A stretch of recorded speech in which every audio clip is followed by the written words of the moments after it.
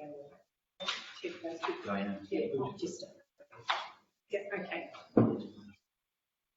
Good afternoon, everybody, and welcome to the July Council meeting for Murrumbidgee Council. In the spirit of open, accessible and transparent government, and to ensure this meeting is open to the public, this council meeting is being recorded and live streamed to the Murrumbidgee Council page. It will also be placed on Council's website following the meeting. Okay, call for any apologies, please. No apologies. Faith, can we say take? Yeah. Hi, Faith. We'll move to the next item, which is the confirmation of minutes of the ordinary council meeting on the 28th of June 2022. Somebody like to move? I do. Move Councillor Satsvik, second Councillor Murphy. With that, those in favour, please say aye. Those against? Carried. Thank you. I'll remind all councillors of the pecuniary interest declarations. Is there anybody who needs to submit something? Okay. Thank you very much, Councillor Kirky. Thank you. There are no notices of rescission, no notices of motion, and we'll move to the first item number 1, which is the mayoral minute, and I will hand over to the General Manager. Please, John. No worries. Just for everybody's information in relation to a mayoral minute, the mayor can put up minutes, which she has done, so she's moved and seconded it, so I think it already goes on the floor for discussion and debate and then ratification at the end of the day being a mayoral minute. So this is in relation to the LGNSW sent this mayoral template mayoral minute round to all councils in seeking them to get this adopted by every council, and we undertake the letters as requested in the recommendation. And it's around the accounting treatment for the red fleet. Just in the last 12 months, the Auditor General has made some very strong words in relation to what will happen to councils if they don't start accounting for the red fleet assets virtually from the RFS, and that is that we'd be looking at qualified financial statements if we don't put the red fleet assets on.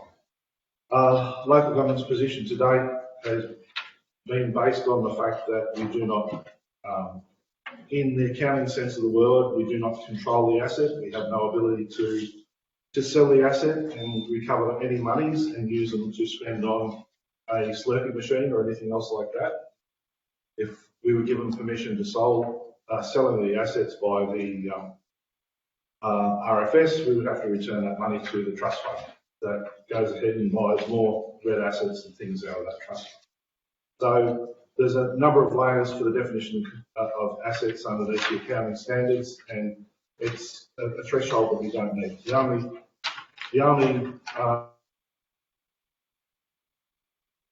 and to add on is the fact that underneath the Rural Fire Services Act, section 119, it actually states that the assets are vested in council, and that's the only thing. So there's no other element of control in relation to those things. So as it's been,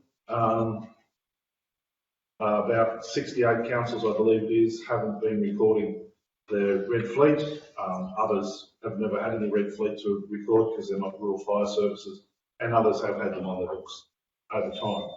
So what it does, by putting those assets on the book, that actually increases the capital we have in assets. We have to depreciate them at the end of the day, so that puts a depreciation expense onto the ratepayers of Murrumbidgee Council, which theoretically means that we're taking money from Murrumbidgee Council residents for no reason, because we don't remit that money to the trust fund to buy the assets. The trust fund's paid for.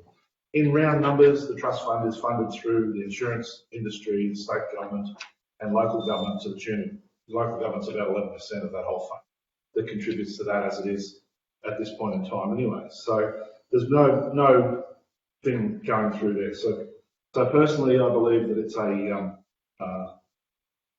it would be an incorrect statement in our accounts to have those assets sitting there. It would be wrong of us to fraudulently take money from the ratepayers every single year for no purpose, because we don't buy the assets back again. It just creates so many holes in the argument. So it's come to the head with the threatening letters that was received by the Auditor General in relation to this, that various other local governments, professional bodies in the LGNSW come forth to start speaking on this matter, and the only way that we'll ever get it, most likely, is for the Auditor General to save face, and probably the only way the Auditor General to save face is if the government changes the legislation to say that the rural fire assets aren't vested in council, they're vested in the RFS, right? So everybody can save face. So virtually it's a letter writing campaign to all of these guys. They are all aware. They've had representations from many people over the time. Our local state member, Justin Clancy, is very well aware of it. On many occasions, we've had conversations with him, same with other local governments in his electorate, of speaking exactly the same way. So it's just a case of that. Is there any questions?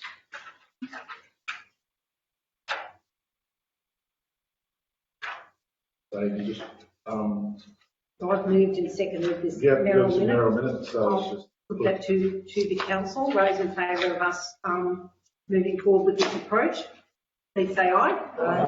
Those against, carry. Thank you. Don't need to read all that. no, I'm not the reader. That's 2 pages out. Okay. We'll move to item 2, please. Oh, you want to do your yes? Oh, my miss. Yes. So we're getting.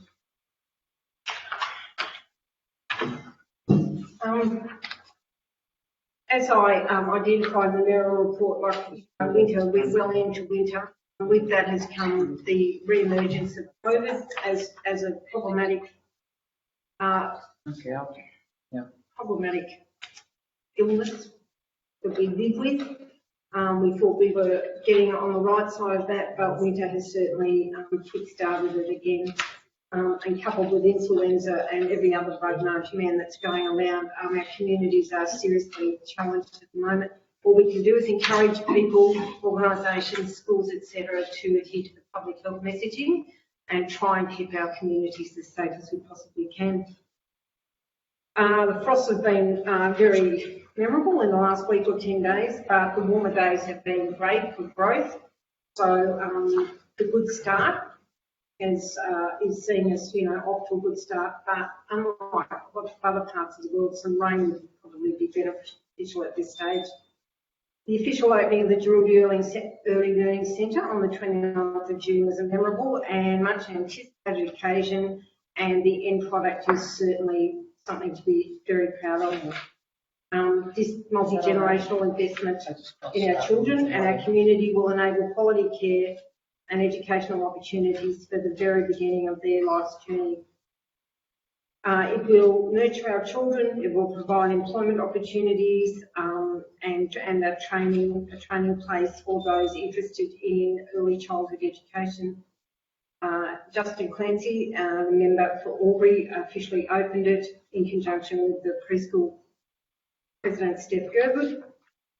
The Murrumbidgee Council team are to be congratulated on project managing this great project. And thanks also to Julia Ham, who's consulted, the architect Stephen Murray, and building contractors Adaptive Proprietary Limited, PA Design. The Colliamber Community Gym is very close to being able to be occupied, and an MOU is being developed, and once the user body will be. The opening of the Her Story art exhibition by Rosalind Lockhart at the Willows in Geraldine took place on the 16th of July. This amazing body of creative artwork depicts the lives of 24 very uniquely different women with links to the Geraldine leading in different areas. And it's just such a great pleasure to be able to promote and, promote and bring to visibility the creative minds in our communities. Facilitated by Western Riverina Arts, which you pay a membership to, it just opens up a myriad of opportunities we as small councils wouldn't have otherwise. School holiday tour was organised by Council's Tourism and Events Officer Eden Hercus that saw 34 lucky kids attend Altina. They had an amazing day, and again it's amazing to be able to support this unique business and experience in our council footprint.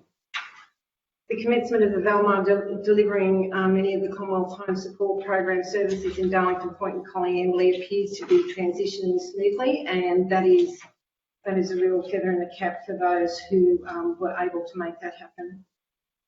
Our communities are busy despite the health challenges. Our kids have returned to school. Our clubs are all still operating as normal with great challenges on a weekly basis.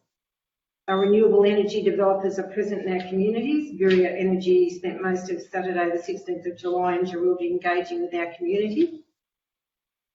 And the water engagement continues with many, many meetings, stakeholder advisory groups, 2 Murray-Darling Association regional meetings, 2 days in a row, Murray Irrigation Councils, and also a presentation regarding bridges and culverts in the Murray region. We have some new staff on board, and it's Council's wish that they enjoy their time with the organisation, and we warmly welcome those to our group. And below is a list of meetings that I've attended in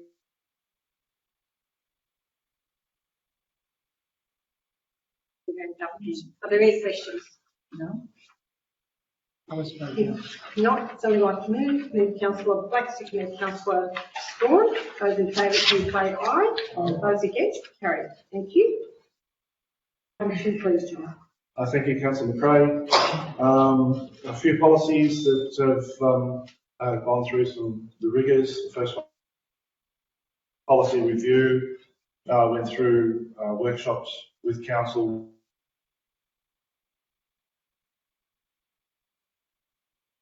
The Consultative Committee, they requested that we remove one sentence for retirement purposes. Recognition means that an employee on ceasing employment with the Council has no intention to continue paid work in time, either inside or outside of Council. So that the requirements that we've had has been retirement. We've taken retirement as either the retirement age for eligibility of the present preservation of the superannuation, which that table goes from 55 to 60, depending on the year of your birth, and then plus also the eligible retirement age to collect the age pension is the other one of those two things. So removing that sentence doesn't diminish anything that's within the policy, so I've recommended that we remove it, and the draft the policy that's attached to your papers is inclusive of that change. The time in lieu and flexible RDO policy as presented to Council and the changes that Council made back in March 2022 was presented to consultative committees again in May and again in July. There was no further comments on the changes, so as presented, there will be the recommendation for that. The staff education and training policy as amended by Council workshop.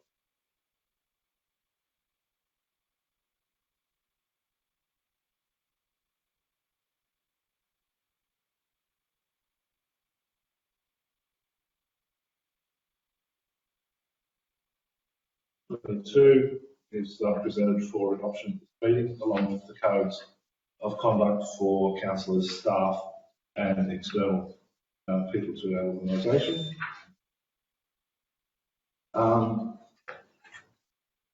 The next thing I just want to say was the curbside collection 3-stream. As I said, this item will be on my report every month as we go track through to July 2023.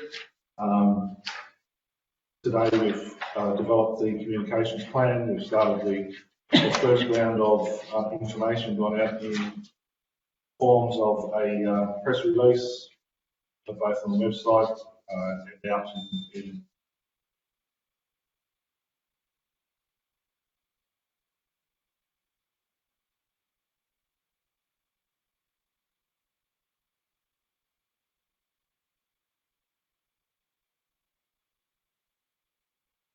As Council remember, we started off with the policy over 12 months ago. We've gone through the risk appetites, we've developed the plan, the matrices and everything else like that.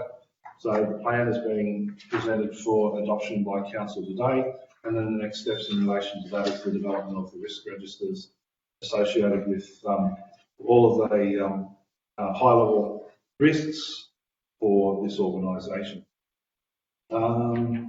Also, earlier in the year, we distributed the draft Murrumbidgee Council Energy Strategy to elected representatives, senior staff and managers for comment in relation to that. The following 4 months of open consultation, we're in a position to adopt the draft strategy as presented, and then once we adopt it, we've been able to seek ways of how we start to implement what's within the strategy. So that's me.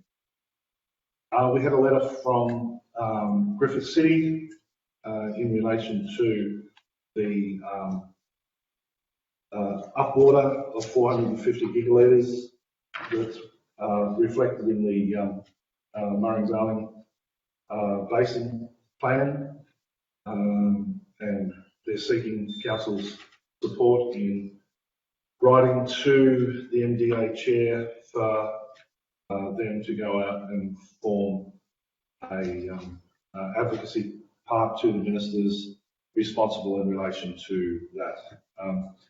It is clear, as what has been seen previously, when water has been brought back from the system to achieve their outcomes as desired, that how it has affected the regions that have the water taken from them. This is what they're trying to do, is find other alternatives other than just trying to buy back the water.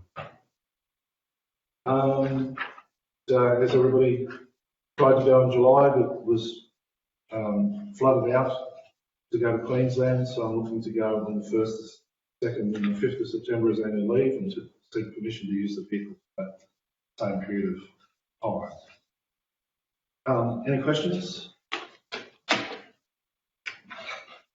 Sorry.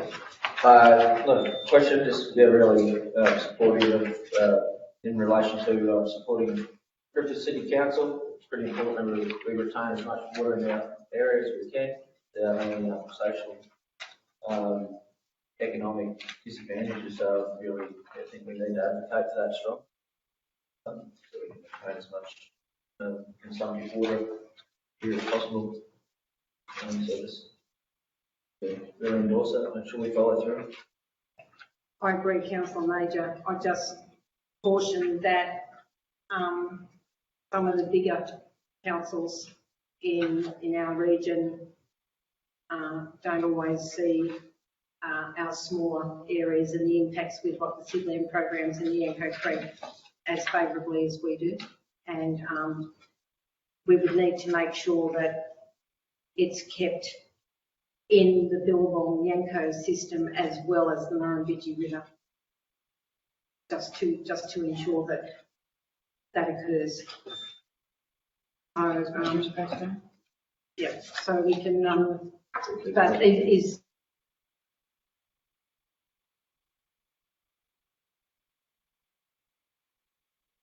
I'm trying to have a bit of feedback, and it never got passed on.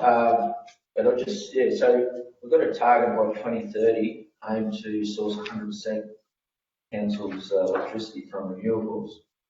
But I note Queensland, South Australia and Northern Territory only have a target of 50% by 2030.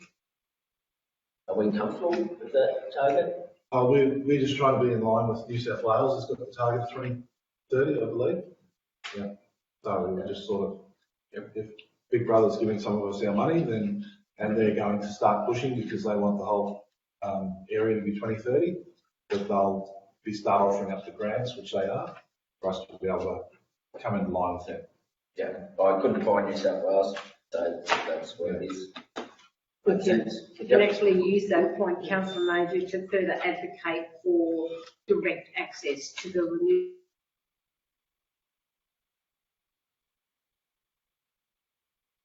That we will achieve that 2030 milestone, then there has to be much more expected of and given to the community to make sure that happens.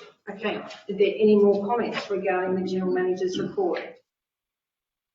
If not, would somebody like to move, please? Move Councillor Churgwin and seconded Councillor Saxby back. The recommendation read: 1, to adopt the policies, codes and plan as presented. or staff recognition policy, time and lieu and flexible RDO policy, staff education and training policy, code of meeting practice policy, councillors code of conduct, council staff code of conduct, council committee members, delegates of council and council advisors code of conduct, and the enterprise risk management plan. 2, adopt the Murrumbidgee Council energy strategy as presented. 3,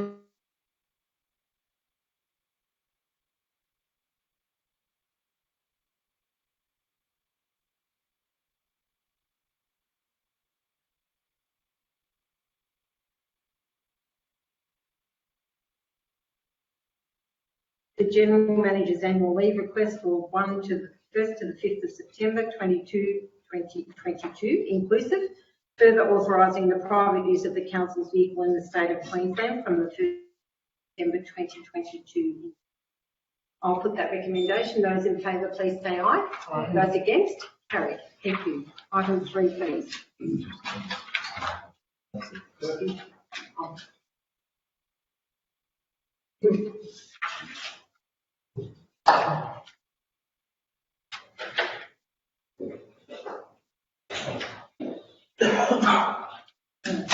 Thank you, Madam Mayor. Report presented to Council today seeking approval for a 6-bed motel development at 34 Hay Road, Darling Point. The development will be accessed from 23 Dominion Street, where another 5 units back earlier this year in March. The site is zoned RU5 Village and it's permitted in the zone. Part of the council's staff assessment process, the application is notified in accordance with the council's community participation plan, and as a result, one submission received in relation to use of the rear lane, or more question in the use of the rear lane. The development isn't going to be using the rear lane. And secondly, council's planner received a phone call questioning the installation of curb guttering along Dominion Street, and the consent conditions recommended the council adopts that section of Dominion Street curb and gutted. So it's presented to you today with the recommendation that the application be granted consent. Now, in the recommendation, it does say deferred commencement. That's an error. So I think will be tidied up in the minutes. But the report is recommending that consent be granted to this application, subject to conditions which are included in the appendix section of this paper report. And I may add too, should council so discuss and consider warranted, condition 44 of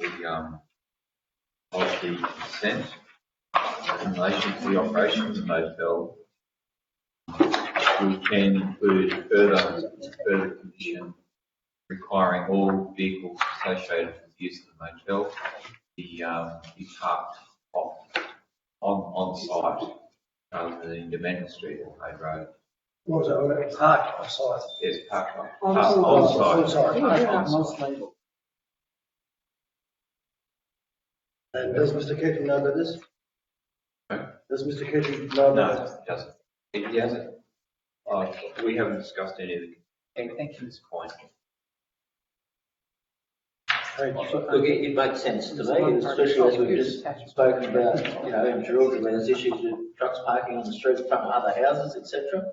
I think it's just something if we can get it right from the start, we don't have these other issues. It would appear that there is plenty of room for that to occur. Yeah. It won't be an issue.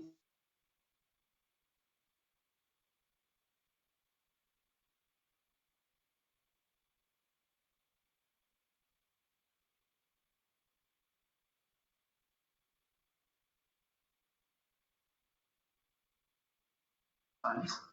So at the moment, it isn't an issue, but as it expands, it will become an issue. Right, especially if that area gets something else built on it. Like, Yeah, trucks are I think parking, future yeah. development will That's be right. placed there, but yeah, that's something we'll have to, you know. We're look just at. dealing with this development.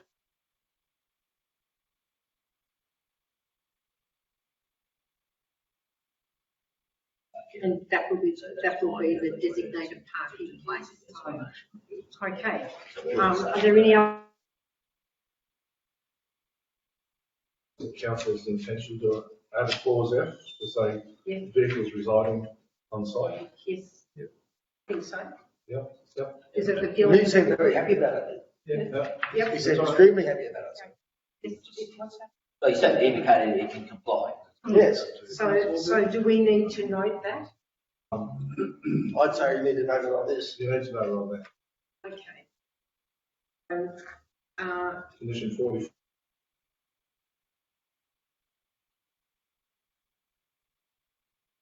Clause, F. Additional.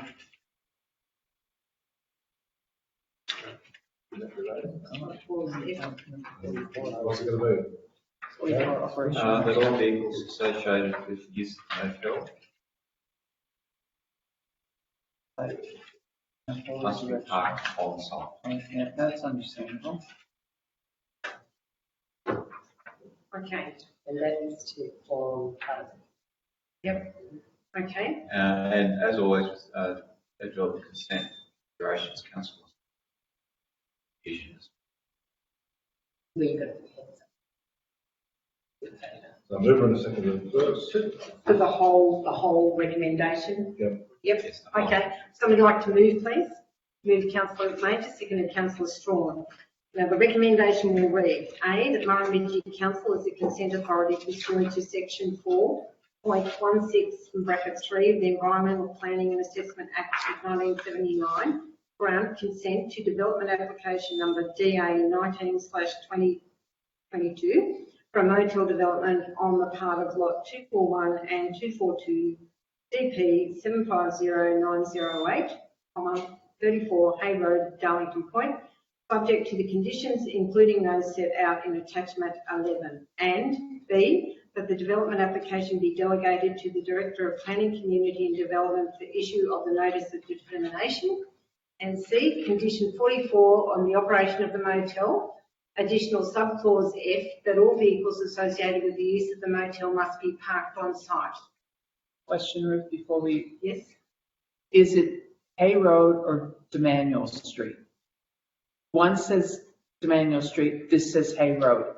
It's facing Demaniel Street, The isn't it? lot itself, with the motel side. The block 30 itself is 34. 34 Hay Road. Hay Road. But Okay, it I will just be wanted a clarification there. It'll be Thank you. accessed from 21. Okay, thank you. So if he's got to park the trucks on site, like on his own land, and we're granting the motel, is that site that they're parking on got to be a proper car park or just dirt? At No, it the doesn't, moment, I don't there's think parking there's a on hard it. stand or anything like that. There's just Give you a parking rent, in there. Well, the Columbia Motel where the trucks park there. Where they shouldn't park? No, they've been parked, they have a park on, it's just sand. Yeah. The sand at the, on the, I was there the day, that, There'll have to be a bit of a. Oh, the only reason, because most time, like when it's still a subdivision parking area, yeah. which is where some of the parking area is properly marked and tarred. Yeah. Well, That's why I love at the it. Columbia Motel, they made them drain everything to one spot, and that drainage point had to be tarred and drained, and the car park had to be tarred. If I also can add, the motel site itself, inside the motel, so the access road, the Manuel Street to the motel, and the car manoeuvring area inside the motel will be sealed properly. Yeah. This is just in case trucks be parked, or truck drivers using the motel will be parked on site. Yeah, they won't be using any of that infrastructure other than the access off the Manuel Street. So they'll be coming in off Manuel Street. Demaniel Street. And how they get And the out. big trucks coming in off Demaniel Street, in past those units, out to the next set of units. No, off the manual, on the western side of his house. Oh, yeah. Right, not through the motel. No. Sorry, I just need a In the clarification. lake. Yeah, okay. All right. So are there any, what we need to do now is to vote. Hands, show of hands. Well, that also raises the question of access off the, right? There's only a very narrow culvert at the, On Hay Road. on Hay Road. Through Madam Mayor, there'll be no access on Hay Road. All the access to this motel will be via off Manuel Street. So that access. How are they going to turn those big trucks around? But this is not an access from motel, this is public, the parking is vacant there, not. Yeah, it won't be public. This will be private vehicles associated with the motel. But the occasion when there's vehicles that won't go to enter the motel property itself. Now I understand one of the issues. One is trucks parking in Manuel Street. Now the intent of that is to get them off Manuel Street, parking on the land owned by the developer. Now, majority of the times there'll be passenger vehicles which will be housed in the motel development itself. So in times which that condition still caters for, in the times where large trucks getting them off the Manuel Street onto the development site, that's the intent of it. So the proposed entrance on the other side of the house, of Rob's house, it will be adequately formed and Yes, whatever to allow access and exit safely onto Manuel Street. Yes. It is very confusing having the 34 Hay Road address in there, considering it has nothing to do with anything. Like all of the stuff we're talking about is off to Manuel Street. Why, Tom, can't they enter through Manuel Street and go out onto Hay Road? There's no reason why they can't. Just- Speaking of Madam Mayor, but I mean, if they have to go forward in and forward out, generally that would be these the way to vehicles go. will be- Generally, these will be passenger vehicles Yeah. set up for. Each hotel unit has a carport associated. yes. So the vast majority of the times, they'll be passenger vehicles, so they'll be able to sit and drive in and drive out. The reason I thought we need to put a condition on is when the times when the motel units will be truck drivers, which has been mentioned before as a possible source of complaint. If they can drive in, now indications are they're doing it at the moment, quite adequately, without a formal access, which he'll have to construct part of this development. And that comes off to Manuel Street before beside his existing house and the previous units approved by council. There seems to be sufficient room there. That design of that roadway and layback, curb and gutter crossing, would all be adequate to bring trucks in. As a truck driver, for me to negotiate a U-turn on that block, a large truck is virtually impossible, especially if there's a second truck there. So I'd like to say that entry exit on Hay Road into Manuel Street. So I just think it would be easier to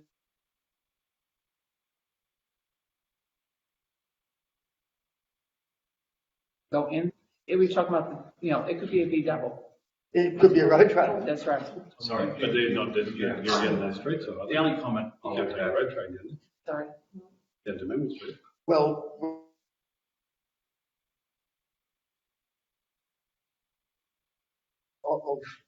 to a point, you cannot take a road train down that street unless there's a reason to. Well, see, when we done that trial for Campbell Street, when they were doing the rooms, they had to come down Boyd Street. That was the only designated route they had to get into Campbell Street. You can't, unless I it's, agree with you. yeah, unless it's going through the RMS, you cannot take a road train down to Manuel Street, no matter what. Okay, Well, Tom, already, what's, Tom, you've got a comment? only for an internal allotment, I would say that the applicant show you a turning pathway that can be achieved. The applicant needs to Probably express overcomplicated. that. Yeah, we don't want Completely to. overcomplicated. We don't want you. So if the truck's coming in out of Hay Road, we get a complaint, we'll deal with it. If they don't get complaints, we've The got. Hay Road, Hay Road's a big double road train route. So They come through there all the time on Hay Road. on Hay Road, they can park on the side of the road probably there. Well, we've And not got block that. anything. a truck right across the road, Yeah. they're parking in front of the unit. So That's already happening. We're just trying to keep them, get them off the menu. Yeah, I understand. That's- I totally agree. So how do we move forward? Just that resolution. This resolution? I believe. Okay, Yeah. all right. Okay, well, I'll put this recommendation. I'll ask those in favour to please raise their hands.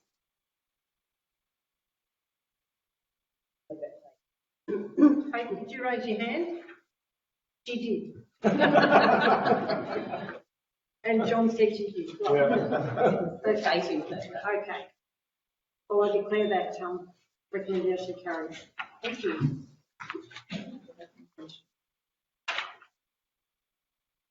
Okay, we'll move on to the community transport fund. You're laying that on the Back table. we Are go. we laying that on the table? Or is that what you voted at the top? Okay. Okay, we're laying item 4 on the table. We'll move to item 5, please. Sorry, I know it's cold out there. I'm sorry. Excuse me, pay attention, please. Thank you, Madam Mayor. This is the trade waste regulation and policy that was reviewed by council at the earlier workshop. It's been presented to council for adoption. It's a review of the current policy. It's been brought up to current requirements under the guidelines I mentioned at the workshop. So it's been presented to council for adoption. Any questions or further explanation? Are there any questions of Gary, please? No, I think the commentary around this is all pretty self-explanatory. If not, would somebody like to move the recommendation, please? Move Councillor Churgman, seconded Councillor Major, and the recommendation will read that the revised Murrumbidgee Council liquid trade waste regulation policy, as presented, be adopted by council. I'll put the recommendation. Those in favour, please say aye. Those against? Carried. Thank you. Item 6, please. Item 6 is the review of the investment policy, which was undertaken last month and earlier this month and discussed at council at the council workshops. There's been fairly substantial changes to the policy suggested.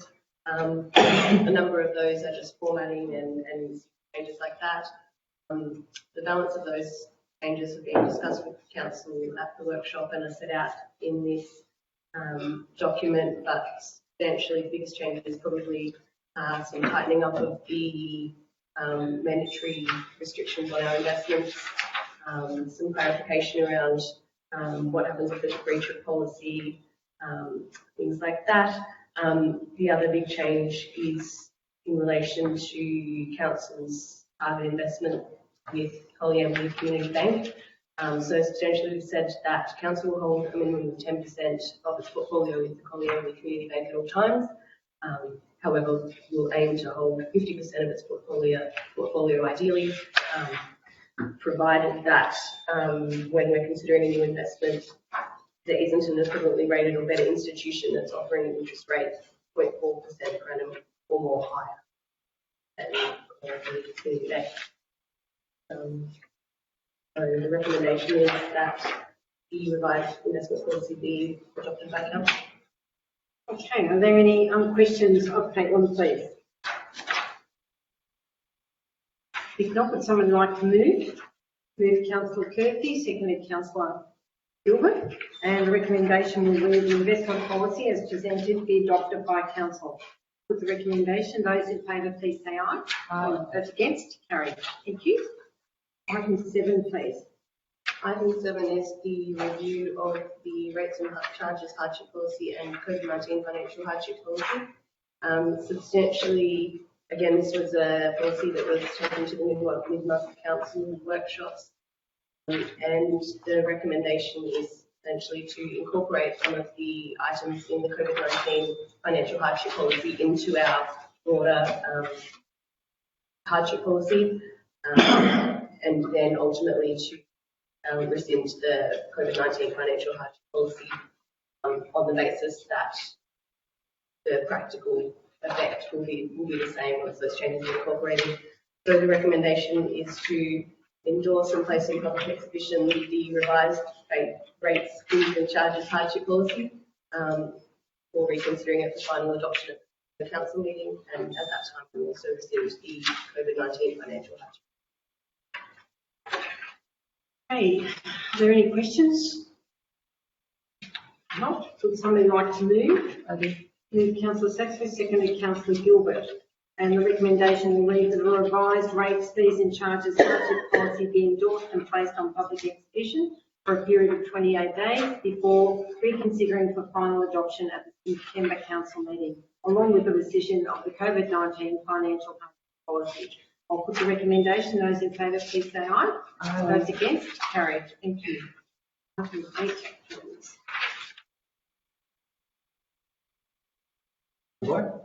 Thank you very much. My first meeting of the Audit, Risk and Improvement Committee meeting, and I was welcomed with a new chairperson, Mrs. Linda McRae. And first I must say that she is a breath of fresh air as a speaker. Secondly, another new member is Mr. Stephen Pinnock, and I again congratulate the people who interviewed and sourced these people. So congratulations to you, John and Mary Ruth. On that, I might hand over to you, Caitlin, to if you've got any comments. Well, the minutes are set out here in detail, I guess, just running through. They touch on the RFS asset issue, which John's spoken to earlier.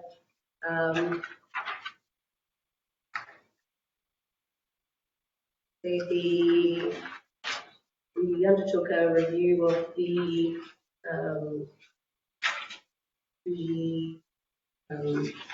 audit follow-up matrix, so we discussed some of the items there. We also reviewed our internal audit schedule, and it was determined the contract management audit at the time of the meeting was in progress. Now it's still in progress, but we've received a draft of the report from them, so that shouldn't be too far from being finalised, I wouldn't imagine. There was previously a communications and community communication audit that had been proposed as the next internal audit in the schedule, but the committee has agreed that we're going to remove that from the schedule and proceed with the next item, which is the payroll procedure audit. So we're looking at developing a scope of works for that. We reviewed a number of other reports, and the enterprise risk management plan, which was adopted by council earlier in this meeting. And we are scheduled to meet again in August. Councillor Major. Just wondering, general business section 355 committees, you want to go around about your discussion? So in relation to that, the chair brought forward her involvement in other councils, particularly one in Victoria, where they've just scrapped all their 355 committees and things like that based on a presentation prepared by Camden Council, which was in line with a 355 committee that was I'm going to say a mention, I might be wrong. I can't remember what she did tell what it was, but they dug a hole. They dug a hole. They dug a hole when they should have dug a hole. It was a mention. It was a mention. Along those lines. Community garden. No. It was a community garden. A lot of things in community garden, yeah. I think it was a community garden. And it was just sort of They didn't dig a hole. a lot of things that No, they hit power. are fraught with danger, but the director responsible for everything else that we've had left over, Gary, is undertaking that review of the 355 committees. Not putting on any pressure, but hopefully he will have something back to council at the mid-month workshop in August in relation to some of the things that we should be putting around and what's a 355 committee, what's not a 355 committee, so that we can go past. There's different thoughts out there. Is an asset of council that's under the control of somebody else, the 355 committee. So in that way is the halls, South Korea Hall, the 355 committee, as opposed to the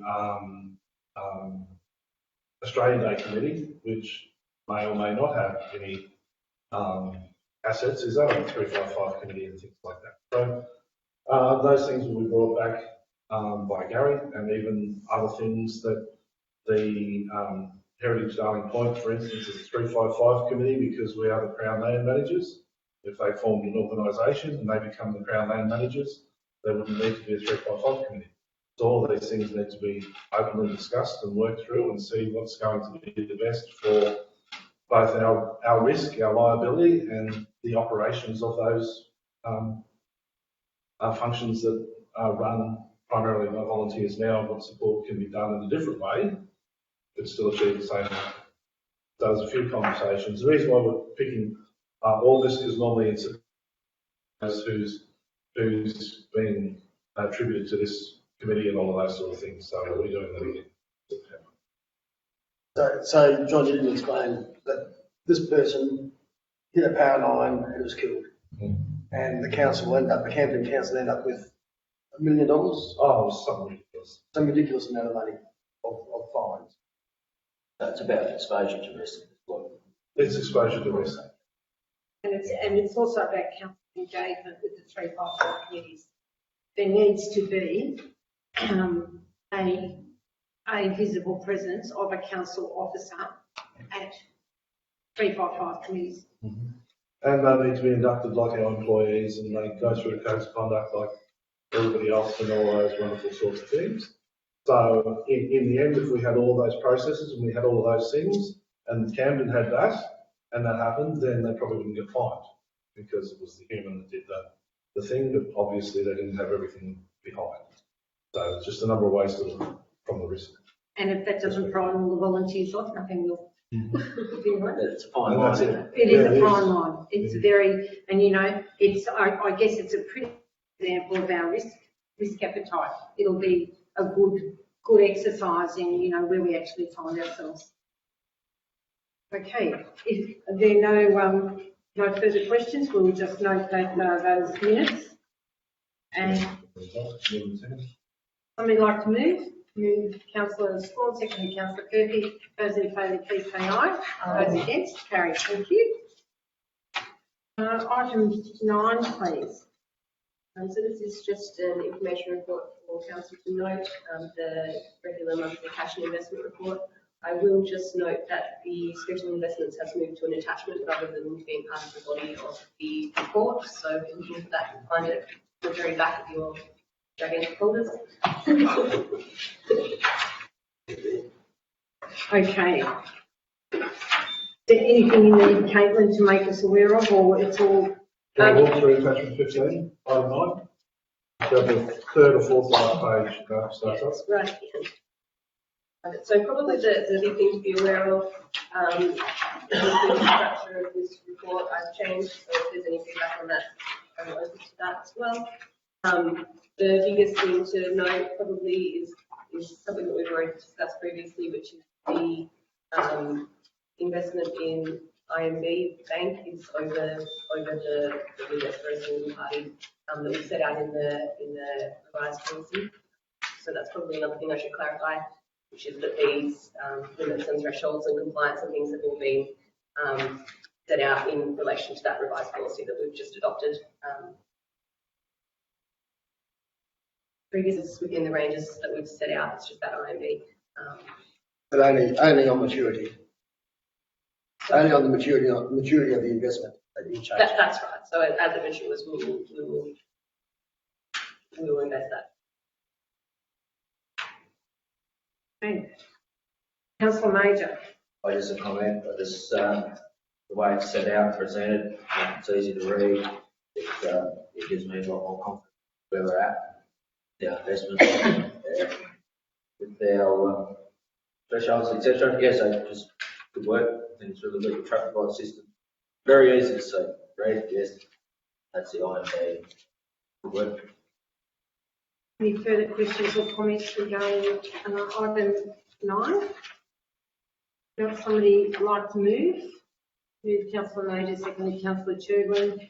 The recommendation will read Council Note Monthly Cash Investment Report containing the bank balances and schedule of investments as at the 30th of June 2022.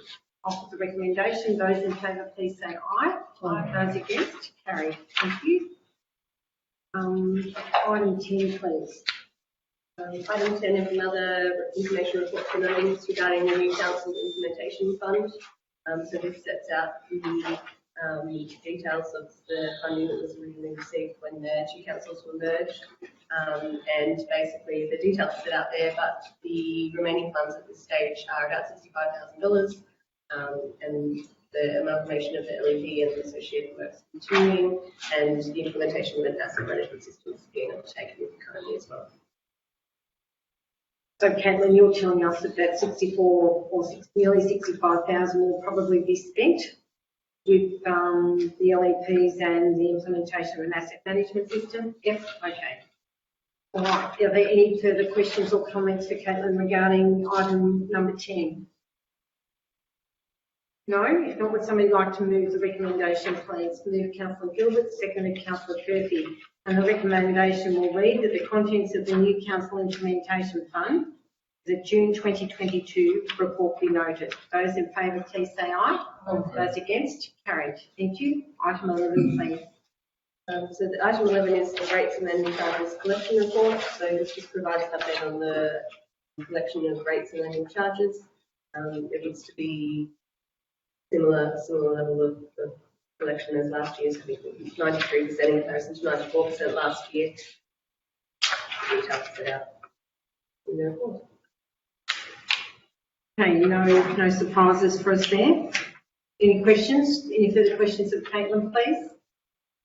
No, somebody like to move, please? Move Councillor Curfew, seconded Councillor Churgwin, and the recommendation will read that the contents of the rates and annual charges collection report at the 30th of June 2022 be noted. I'll put the recommendation. Those in favour, please say aye. Those against, carried. Thank you. Item 12, please. This one's here again. By default is the Stronger Communities Fund. So there's a spreadsheet attached that indicates the current position of all of the programs that are funded by the Stronger Communities Fund. Essentially those that are listed as not yet commenced to the town, which applies to Colonial and Darlington Point, which are still awaiting the outcome of the integrated water cycle management plans. And I think there was one community grant project still to be finalised. Just a question, would it be difficult, and only if the councillors wish that to happen, to actually block up all the ones that are complete at the top, and just have the ones that are outstanding below, just so we can focus on those 5 or 6 rather than going through? And over this shows what's been spent per town, but it's not the whole story. That's information. No, this is only business one. And maybe the new councillors will not appreciate until they see other grants that has been spent on each town, and maybe that could be included just as a information. Yep. Maybe at the next meeting. So total From different grants, like we had the going all the way back to Oratory Walk. So you were Oratory Walk, from May 2016. and then we had the Lee Park one. Yeah. So it looks biased. It looks like Julie hasn't had much money spent on it, but in fact it has had a bit more than that. And same with Colliambia and same as Darlington Point. In actual fact, it's close to, with the merge money, it's well over 30 million. And that is a really significant injection of money into these communities, which we would never have seen. And I believe that it ended up being pretty even in the last 5-6 years since amalgamation. So it's just all towns have done very well out of it. Okay. Madam Mayor, I've got a question. Yes. It's in relation to the funds not expended, so can we? Water. WCM. Water. Yeah, the water. Would you like to? What's that acronym stand for? Did you meet the 3 guys that were here at lunchtime? Integrated water. Integrated water cycle management. Yeah.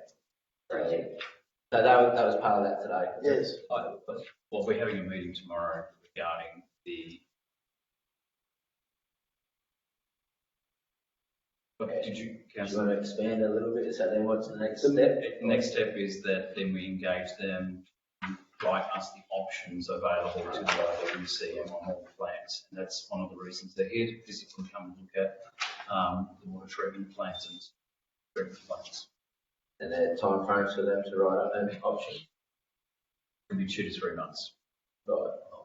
We're getting closer. We are. So we've been waiting for these people to come along for a very long time. They loved COVID.